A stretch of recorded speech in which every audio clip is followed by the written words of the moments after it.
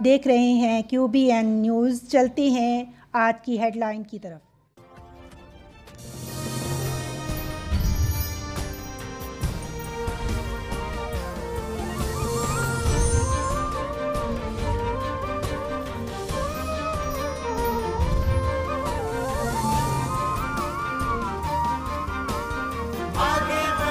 14 अगस्त का दिन करीब आते ही जियारत और तहसील संजावी में भी 73वें यौम आजादी की तैयारियां जोरों शोर से जारी है।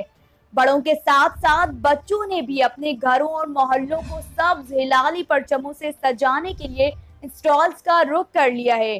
स्टॉल्स पर पाकिस्तानी परचमों के साथ साथ जम्मू कश्मीर के परचम भी खरीदे जा रहे हैं।